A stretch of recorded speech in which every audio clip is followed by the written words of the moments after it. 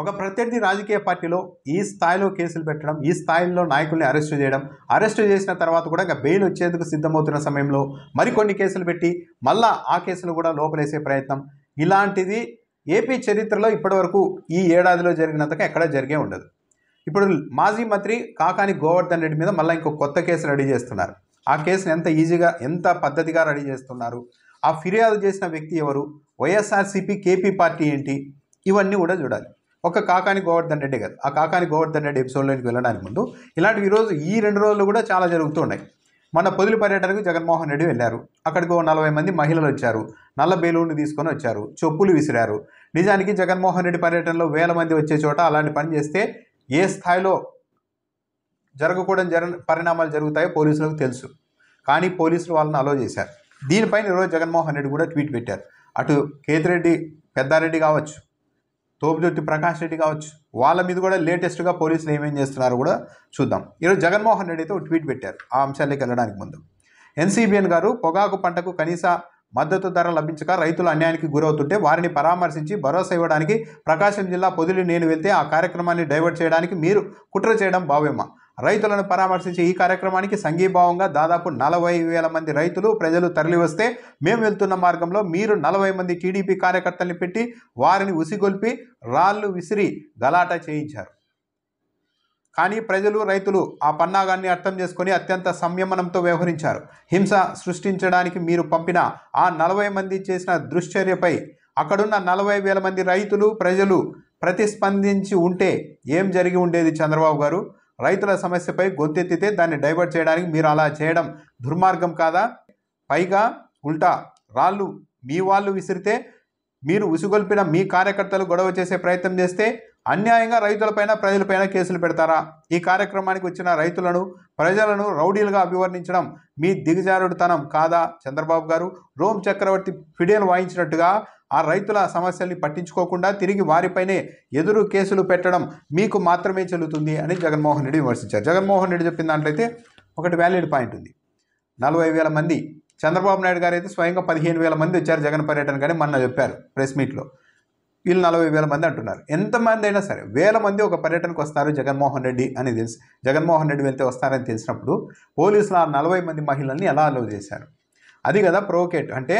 ఒక విధంగా పోలీసులు, అధికార పార్టీ అంతా ఆ 40 మంది మహిళల జీవితాల్ని రిస్క్లో పెట్టి అమాయకులమైన ఆ మహిళల్ని అక్కడికి పంపించారు. అమాయకులను ఎందుకు అనాల్సి వస్తుందంటే, కాస్త ఎవరైనా ఆలోచన శక్తి ఉన్న వాళ్ళైతే ఏ మహిళ కూడా ఎవరు చెప్పినా అక్కడికి వెళ్ళరు. ఎందుకంటే 1000 మంది వైసీపీ కార్యకర్తలు వచ్చే చోటుకి వెళ్ళి ఆ పార్టీ నాయకుడి మీదకి వ్యతిరేకంగా చెప్పులు విసిరితే, బెలూన్లు ఎగరవేస్తే, వాళ్ళు రియాక్ట్ అయితే 1000 మంది అదుపు తప్పితే తమకు ప్రాణాలు కూడా పోతాయన్న భయం ఉంటుంది. కానీ వాళ్ళని అమాయకులను చేసి 40 మందిని అక్కడికి పంపించారు. నిజానికి జగన్మోహన్ రెడ్డి చెప్తున్నట్లు అక్కడికి వచ్చిన వాళ్ళంతా సంయమనంతో ఉండబట్టి సరిపోయింది. అదే ఏదో ఒక మాస్ హిస్టీరియా లాగా వాళ్ళు ఏదో అంటే వీళ్ళు ఏదో అని అక్కడ గొడవ జరిగి ఉంటే ఎంత విధ్వంసం జరిగి ఉండేది. అంటే ఆడవాళ్ళని అడ్డు పెట్టుకొని ఇలాంటి రాజకీయాలు చేయడం మన రాష్ట్రంలో అవసరమా అన్నది కూడా ఆలోచించాలి. ఇది ఒక ఎత్తు అయితే, అటు రాప్తాడు మాజీ ఎమ్మెల్యే తోపుదుర్తి ప్రకాష్ రెడ్డి, పలువురు వైసీపీ నాయకులు ఇటీవల అత్యాచారానికి గురైన ఒక బాలికను పరామర్శించేందుకు, ఆ కుటుంబాన్ని పరామర్శించేందుకు చలో పేరూరు అనే కార్యక్రమానికి పిలుపునిచ్చారు. కానీ పోలీసులు, తెలుగుదేశం పార్టీ నాయకులు దారి మధ్యలోనే అడ్డుకున్నారు, వాళ్ళని వెనక్కు పంపించారు. అయితే ఇప్పుడు తోపుదుర్తి ప్రకాష్ రెడ్డి మీద తిరిగి కేసు పెట్టేశారు. ఏమని? పోలీసుల డ్యూటీని అడ్డుకున్నారు తోపుదుర్తి ప్రకాష్ రెడ్డి అంటూ ఆయన మీద కేసు పెట్టడంతో పాటు నోటీసులు ఇచ్చారు, శుక్రవారం విచారణకు రావాల్సిందిగా. సరే, ఆయన అంతలోపే హైదరాబాద్ వెళ్ళే ప్రయత్నం చేస్తుంటే పోలీసులు ఆయన్ని వెంబడించేంత పని చేశారు. ఎయిర్పోర్ట్ వరకు వెంబడించారు. అంటే ఒకవేళ నోటీసులు ఇచ్చినా విచారణకు రాకపోతే చట్ట ప్రకారం చర్యలు తీసుకోవాలి. కానీ ఎందుకు ఎయిర్పోర్ట్ వరకు పోలీసులు కార్లు వేసుకొని, వాహనాలు వేసుకొని వెంబడించారు అంటే అప్పటికప్పుడు అరెస్ట్ చేయాలని. ఆ ఉద్దేశం ఒకటి. ఆయన అలా వెంటాడుతున్నారు. ఇక తాడిపత్రిలో అయితే ఇప్పుడు ఒక గ్రామంలో ఒక బలవంతుడు ఎవరైనా సరే ఒక వ్యక్తిని ఊర్లోనికి రానియకుండా, తనకు నచ్చని వ్యక్తిని ఊర్లోనికి రానియకూడదు అని ఒక తీర్మానం చేసేసి తన బలాన్నంతా పెట్టుకొని ఆ గ్రామంలో ఉంటే, ఆ వ్యక్తి గ్రామంలోనికి వస్తే మేము కొట్టేస్తా అని చెప్తూ ఉంటే, ఆ వ్యక్తి హైకోర్టుకు వెళ్తే హైకోర్టు పోలీసులకు వెళ్ళి ఆ గ్రామంలో అతను ఉండేలాగా జీవించే హక్కు ఉంటుంది. కాబట్టి మీరు అతనికి ఎస్కాట్ ఇవ్వండి, భద్రత కల్పించండి అంటే హైకోర్టు చెప్పినా సరే పోలీసులు అమలు చేయకపోతే ఏమనాలి? ఇది అదే జరుగుతుంది. కేతిరెడ్డి పెద్దారెడ్డిని తాడిపత్రికి రానివ్వడం లేదు. ఆయన హైకోర్టుకు వెళ్ళారు. హైకోర్టు పోలీసులకు ఆదేశాలు ఇచ్చింది తాడిపత్రికి తీసుకెళ్ళని కేతిరెడ్డి పెద్దారెడ్డిని. అయినా సరే జిల్లా ఎస్పీతో సహా అందరూ ఎన్నిసార్లు విజ్ఞప్తి చేసినా కూడా మేము మీకు భద్రత కల్పించలేం, తాడిపత్రిలోనికి వెళ్తే ప్రభాకర్ రెడ్డి ఆయన మనుషులు మిమ్మల్ని కొడతారు, మేము భద్రత కల్పించలేమని స్వయంగా జిల్లా ఎస్పీని చేతులెత్తేసే పరిస్థితి ఉంది. అంటే ఇప్పుడు జేసీ ప్రభాకర్ రెడ్డి లాంటి బలవంతులు ఇంకెవరైనా సరే ఆయా నియోజకవర్గాల బలవంతులుగా అధికారం ఉంది కాబట్టి బలవంతులుగా ప్రకటించేసుకొని తమకు నచ్చని తమ ప్రత్యర్థి ఎక్కడా కూడా నియోజకవర్గంలోనికి రాకూడదు అని హుకుం జారీ చేస్తే హైకోర్టు చెప్పినా సరే పోలీసులు భద్రత కల్పించరా? సరే పోలీసుల మాట వినలేదు. మరి ముఖ్యమంత్రి ఏం చేస్తున్నారు? ఇది అప్రజాస్వామికం, మన రాష్ట్ర ప్రభుత్వానికి చెడ్డ పేరు. ఒక నియోజకవర్గంలో ఒక మాజీ ఎమ్మెల్యేని రానియకుండా ఏడాది పాటు అడ్డుకొని వస్తే కొట్టేస్తాం, దాడి చేస్తామని డైరెక్ట్గా బహిరంగంగా ప్రకటనలు చేస్తూ ఉంటే పోలీస్ యంత్రాంగం ఏం చేస్తుంది, డీజీపీ ఏం చేస్తున్నారు, రాష్ట్ర ముఖ్యమంత్రి ఏం చేస్తున్నారు? అంటే ఇలాంటి పరిస్థితులు ఎప్పుడైనా ఉన్నాయా?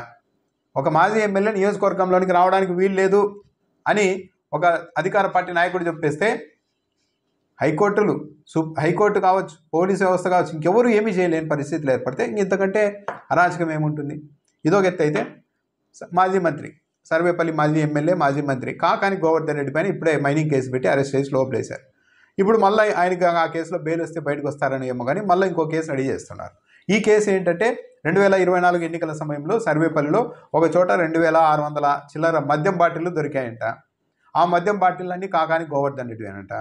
ఇప్పుడు ఒక వ్యక్తి ఇచ్చిన ఫిర్యాదు ఆధారంగా మళ్ళీ ఆయన మీద కేసులు పెట్టేందుకు రెడీ అవుతున్నారు.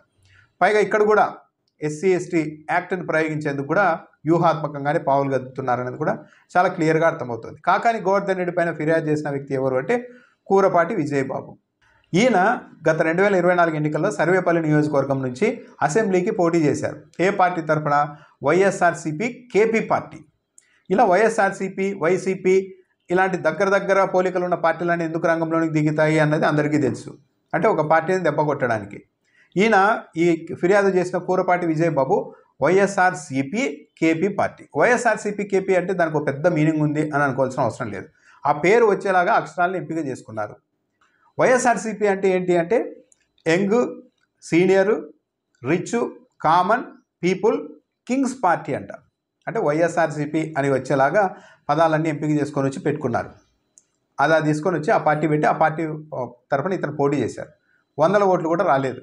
ఆయన ఇప్పుడు ఫిర్యాదు చేశారు. ఆయన ఎస్సీ సామాజిక వర్గానికి చెందిన వ్యక్తి. ఆయన ఏమని ఫిర్యాదు చేస్తున్నారు అంటే 2600 మద్యం బాటిల్ దొరికాయి, అవి కాకాని గోవర్ధన్ రెడ్డివే.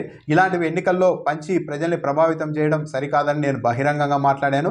ఆ రోజే నన్ను బెదిరించారు. భయంతో నేను సైలెంట్గా ఉండిపోయాను. పోలీసులు కూడా వచ్చి ఎందుకు నీకు ఇదంతా మాజీ మంత్రితో పెట్టుకుంటున్నావు, నిన్ను లేకుండా చేస్తారని బెదిరించారు. దాంతో నేను అప్పుడు సైలెంట్గా ఉండిపోయాను. కాబట్టి ఇప్పుడు ఈ కేసును తిరగదోడితే అన్ని విషయాలు బయటకు వస్తాయి అంటూ ఆయన ఆబ్కారీ శాఖకి ఈ కూరపాటి విజయబాబు ఫిర్యాదు చేయడం, ఆ ఫిర్యాదు తీసుకోవడం, ఇంకా పోలీసులు తనతో పాటు తనను కూడా బెదిరించారని ఆయన చెప్తూ ఉన్నారు. కాబట్టి కూరపాటి విజయబాబు ఎస్సీ సామాజిక వర్గానికి చెందిన వ్యక్తి కాబట్టి ఆ కోణంలో కూడా ఆయన మీద ఎస్సీ ఎస్టీ అట్రాసిటీ యాక్ట్ని కూడా ప్రయోగించేందుకు కాకాని గోవర్ధన్ రెడ్డి పైన పోలీసులు సిద్ధమవుతూ ఉన్నారు. అంటే చూడండి 2600 బాటలు దొరికాయంట, అవి కాకాని గోవర్ధన్ రెడ్డి అని ఈయన చెప్తున్నారంట. అప్పట్లో బెదిరించారంట. అంటే అసెంబ్లీకి పోటీ చేసిన వ్యక్తి బెదిరింకానే అప్పుడే సైలెంట్ అయిపోతారా? ప్రతిఘటించాలి కదా, ప్రతిఘటిస్తారు కదా. అప్పుడు ఏమీ చేయలేదు. ఇప్పుడు వచ్చి నాకు తెలిసి ఇవన్నీ తిరగదోడండి మొత్తం బయటకు వస్తాయని కూరపాటి విజయబాబు వైఎస్ఆర్సీపీ కేపీ పార్టీ అంటే అది కింగ్స్ పార్టీ ఫిర్యాదు తీసుకున్నారు. యాక్ట్ ఎస్సీ ఎస్టీ యాక్ట్ కూడా ప్రయోగించేందుకు సిద్ధమవుతూ ఉన్నారు. ఈ విధంగా రాష్ట్ర వ్యాప్తంగా ఎక్కడ దొరికిన వాళ్ళ మీద అక్కడ కేసులు పెట్టి ఆ దర్శిలో అయితే బూచపల్లి శివప్రసాద్ రెడ్డికి నోటీసులు ఇచ్చారు మొన్న పొదిలి ఘటనకు వ్యవహారంలో. అక్కడ కూడా కొంతమంది వైసీపీ కార్యకర్తల్ని రైతుల్ని అరెస్ట్ చేసేసారు ఇప్పటికే. అంటే ఎక్కడికక్కడ జిల్లాకు కొందరిని టార్గెట్ చేసి మొత్తం వైఎస్ఆర్సీపీని నిర్వీర్యం చేయాలన్న ఉద్దేశంతో కేసుల మీద కేసులు పెట్టడం, అన్యాయాన్ని ప్రశ్నిస్తే ఎదురు కేసులు పెట్టడం, బాధితుల మీదే మళ్ళీ కేసులు పెట్టడం, ఇవన్నీ చేస్తూ రాష్ట్రాన్ని ఈ దిశగా తెలుగుదేశం పార్టీ నడిపిస్తోంది. సో ఇప్పుడు కాకాని గోవర్ధన్ రెడ్డి మీద మళ్ళీ లిక్కర్ బాటిళ్ల కేసును ఒకటి పెట్టడానికి పెట్టి ఒకవేళ ఆ కేసులో బెయిల్ వస్తే మళ్ళీ ఈ కేసులో ఫర్దర్గా ముందుకు తీసుకెళ్ళడానికి ఎస్సీ ఎస్టీ అట్రాసిటీ యాక్ట్ని కూడా ప్రయోగించేందుకు సిద్ధమవుతున్నారు. మరి ఇది ఎక్కడ ఫుల్ స్టాప్ పడుతుందో చూడాలి. దీని పర్యవసానాల్ని మళ్ళీ తెలుగుదేశం పార్టీ అధికారం మారితే మాత్రం తప్పనిసరిగా ఈసారి ఫేస్ చేయాల్సి ఉంటుంది.